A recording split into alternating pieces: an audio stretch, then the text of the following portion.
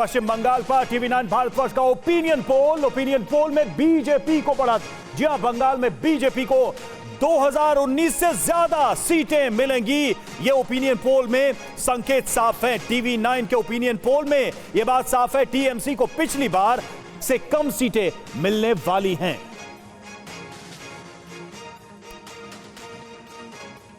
तो देखिए टीवी9 का ओपिनियन पोल पश्चिम बंगाल को लेकर क्या तस्वीर पेश कर रहा है। संदेश खाली का यह मुद्दा टीएमसी के लिए इस बार कितना बड़ा डेंट देने वाला है टीएमसी को, यह देखना बहुत महत्वपूर्ण है। यह देखिए, कुल सीटें पश्चिम बंगाल के अंदर 42 बीजेपी के खाते में जाती हुई नजर आ रही हैं। 26 सीटें टीएमसी को बड़ा लॉस होता हुआ सीधे तौर पर नजर आता है। 16 सीटें टीएमसी के खाते में और बीजेपी देखिए पश्चिम बंगाल के अंदर अपनी पैठ और मजबूत करते हुए, और खास करके संदेश खाली मुद्दे पर जिस तरह की सियासत हुई और बीजेपी ने जिस तरह से इसे बड़ा मुद्दा बनाया, उसका भी सीधे सीधे बड़ा फायदा होता हुआ नजर आ रहा है। नुकसान टीएमसी के लिए 16 सीटों पर सिमटती टीएमसी नजर आ रही है और बीजेपी 26 सीटों के साथ पश्चिम बंगाल की सबसे बड़ी पार्टी बनती दिख रही है। बिल्कुल समीर, ये तो बात हो गई सीटों की। अगर वोट प्रतिशत की बात करें तो जरा उस पर भी गौर करना जरूरी है। पश्चिम बंगाल का ओपिनियन पोल जो है उसमें वोट प्रतिशत कितना रहा, बीजेपी को इस ओपिनियन पोल में, इस सर्वे में कितने वोट मिले, जरा उस पर भी हम नजर डालते हैं। तो बीजेपी का जो वोट प्रतिशत ओपिनियन टीवी9 के ओपिनियन पोल के मुताबिक वो 39.02% तक रहेगा। ये सर्वे में नतीजे आए हैं। वहीं कांग्रेस की बात कर लेते हैं। कांग्रेस के 7.59% वोट मिलेंगे, लेकिन टीएमसी जो कि एक तरीके से सबसे लीडिंग पार्टी रही है, देखिए उसका वोट प्रतिशत हमारे ओपिनियन पोल में कम होता नजर आ रहा है। जी हां, टीएमसी का वोट प्रतिशत 36.28% रहेगा और लेफ्ट की बात करें तो 4.93% ही वोट लेफ्ट को मिलेंगे। अदर्स अन्य को 2% के आसपास वोट मिलेगा। तो यह सर्वे और सर्वे के नतीजों में जो मत प्रतिशत है अलग अलग दलों का वो है, और उसमें भी साफ नजर आ रहा है कि बीजेपी को लाभ मिल सकता है।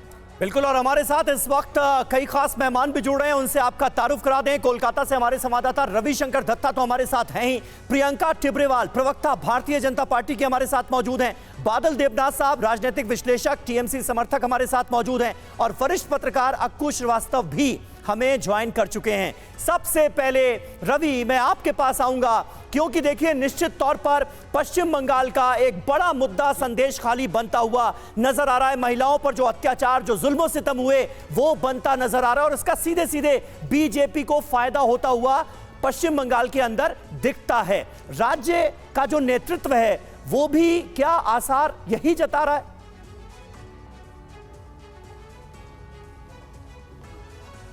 देखिए, हाल फिलहाल में अगर बात करेंगे, पश्चिम बंगाल की सबसे बड़ी घटना संदेश खाली है। इस वक्त मैं हूँ संदेश खाली में हूँ और लगे 2 दिन यहाँ पे एक कैंप बैठा था जहाँ पे बीजेपी के लोग और आरएसएस के लोग एक साथ आए थे और उन्होंने जिनका यहाँ पे समस्या समाधान नहीं हुआ है उनका एक आरोप, एक शिकायत पत्र ले रहे थे, जो कि वो प्रशासन के पास भेजेंगे, राज्य हो या तो फिर केंद्र सरकार। जी रवि बोलिए। तो यहाँ पे एक कैंप खुला गया था जहाँ पे आम जो लोग हैं, यहाँ पे जो आम लोग हैं वो ये इस कैंप पे आए थे और यहाँ पे अपना शिकायत दर्ज कर रहे थे। राज्य सरकार जो कैंप अपने तरफ से चला रहे थे, उसके बावजूद जो लोग थे जिनका शिकायत यहाँ पे दर्ज किया नहीं जा रहा था, या तो फिर जिनका शिकायत राज्य सरकार ऐसा सोच रहे थे ये शिकायत दर्ज करने की ज़रूरत नहीं है, बीजेपी अपने आप वो शिकायत दर्ज करवा रहे थे। प्रियंका टिब्रेवाल जो हमारे साथ है वो भी यहाँ पे आई थी कल, वो बेहतर बता पाएंगे।